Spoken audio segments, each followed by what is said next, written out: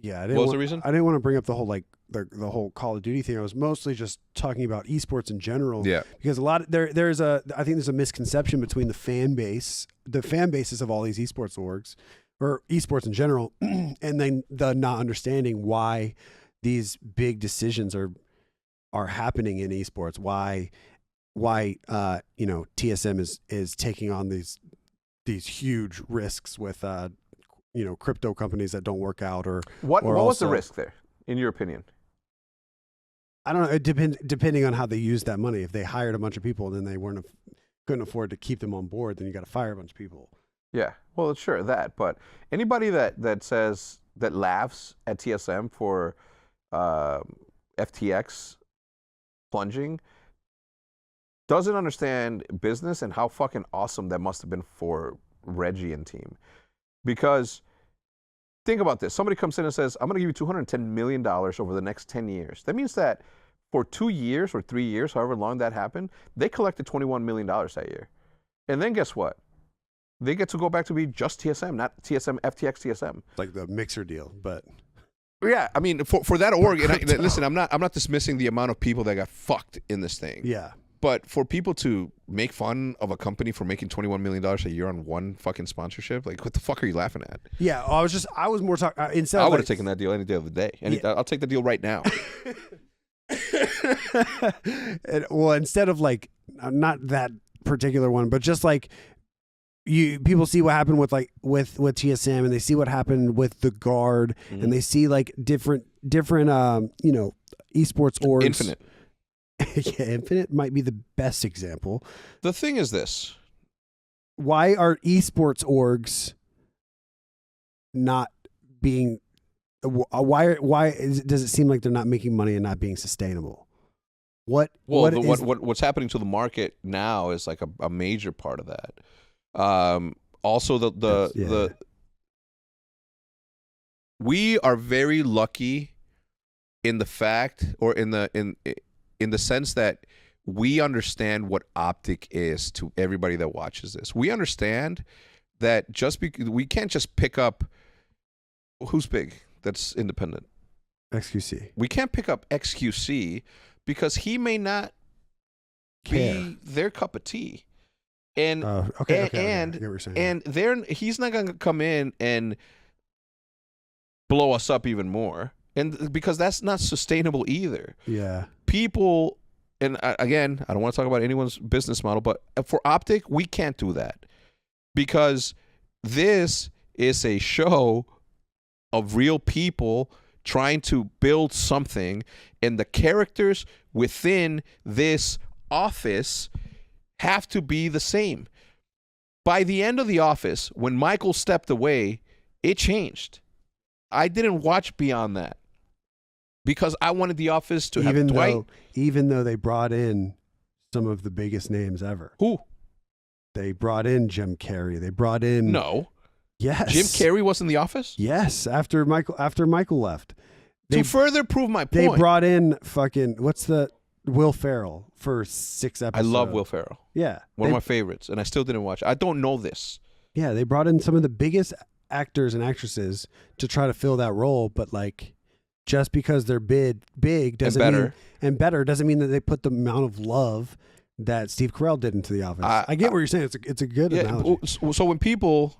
when people 3 to 4 years ago, when talking shit about Maniac and talking shit about Embos, those same people that would have talked shit about them would have been just as mad if we replaced them with people that they did. This, as much as is reality, and we're living this, like, this is a real thing. Like, we have struggles, whether interpersonal or business. Like, this is a real thing that's happened. This is a reality show. Yeah.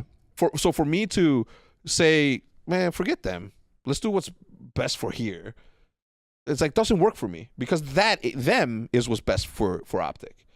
They are the ones that are going to tell their friends to watch us. They're the ones that are going to be like, yo, you should see what happened to this. I don't know what OpTic is. It's like, well, they're the ones that are going to grow and continue to, the green wall will continue to expand organically. For me to bring in an XQC, not that I could or out of our league. Yeah. But the good thing is that we're not searching for that. Right. In my opinion. I mean, obviously. No, I completely agree. Because OpTic is OpTic because it was OpTic. OpTic's not OpTic because we were out there. Like, we'll collab with anyone. We'll make videos with anyone. There doesn't have to be any monetary incentive. It's like when we collab with Castro, like there's never any talk about money with him. You know, like every single time that we've collabed with him, it's always like, yo, you want to make a video? Yeah. All right. And then he comes in, we make a video. Fucking fans love it. Their fans, his fans love it. And that's it. Right? I believe in keeping the people who care about your team in the team, because there's more to them than just a paycheck, man. There's a level of camaraderie that happens here. There's some gang shit here at OpTic. You know what I mean? And some people, maybe because of the era that they grew up in, and they weren't lucky like me to grow up in the 90s where the coolest of everything happened, and bringing that into like the soul of what this thing is just different, man. And I'd rather help grow somebody within OpTic than to pick up somebody that's already big. It just, there are going to be instances in which an opportunity presents itself. But even in those opportunities that you're talking about, like if we pick up, which we have before, when we picked up Pomage, it's not like Pomage was just a sniper. He was the guy. He was getting on his montages, he's getting 800,000 views of, and so like we pick up Pam, but we pick up Pam because he loved what we were doing. No, and he wasn't OpTic before. And he wasn't, but he was in OpTic, but he wasn't in OpTic. He was in Sniper, He was in Sniper Team OpTic. Yeah. That's so much different. It's just like, I mean, you don't see that in very many instances, and what you do see in some of these teams that are, you know, constantly recycling their creators or recycling their staff is just because somebody has a big following doesn't mean that the fans and inevitably the sponsorship that you're banking on is going to see right through that. Like they're going to understand that it's not an actual team.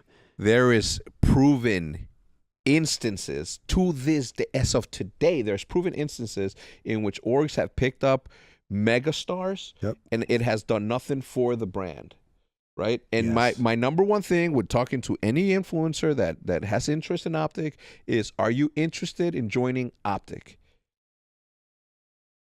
Why? And then we can talk about the money. But I am never going to pay somebody cash to be a part of this thing. What the fuck? Right. You'll get paid for the work that you do. Yeah. You'll get paid what you're supposed to get paid. Right. I am king fair to a fault. To a fault. And it's got me into situations with people, but I am fair. You get this many viewerships, this is what you're going to get paid. You put in this many hours a week, this is how much you're going to get paid. This is not OpTic is not a place where you're going to go and just get a paycheck and like, if I cannot do that.